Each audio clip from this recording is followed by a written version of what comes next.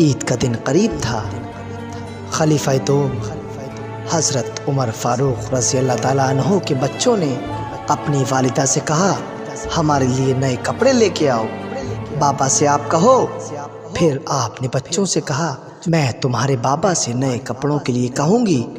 اس وقت حضرت عمر فاروق 22 لاکھ مربع میل کے بادشاہ تھے۔ آپ اپنے گھر تشریف لائے، آپ نے نماز پڑھی اور کچھ دیر بعد کھانا کھایا۔ پھر آپ کی بیوی بولی، امیر المومنین، اگر آپ کی اجازت ہو تو کچھ عرض کرنا چاہتی ہوں۔ حضرت عمر فاروق اعظم نے اجازت دی اور فرمایا کہ ہاں کہو۔ تو آپ کی بیوی نے کہا، بچوں کے نئے کپڑے لانے ہیں، عید آ رہی ہے۔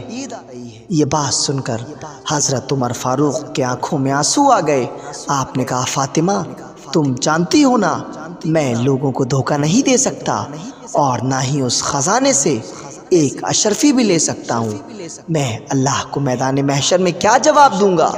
تم بچوں سے کہہ دینا تمہارا باپ تم کو نئے کپڑے نہیں دے سکتا۔ اب آپ کی زوجہ بھی بادشاہوں کی بیٹی تھی۔ پھر آپ نے کہا، امیر المومنین، آپ 1 مہینے کی تنخواہ پہلے لے آئیں اور میں کچھ کام کر کے گھر کا خرچ چلا لوں گی۔ تو حضرت عمر فاروق نے اپنی خاتون کی بات پر عمل کیا اور خزانے کی جو دیکھ بھال کر رہا تھا، جب اس نے دیکھا کہ امیر المومنین آ رہے ہیں، دیکھ کر کھڑا ہو گیا اور آپ کو سلام کیا۔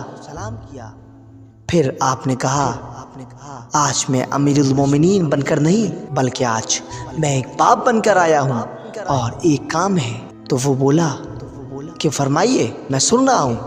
تو حضرت عمر نے فرمایا کہ آپ مجھے 1 مہینے کی تنخواہ پہلے دے دیں گے؟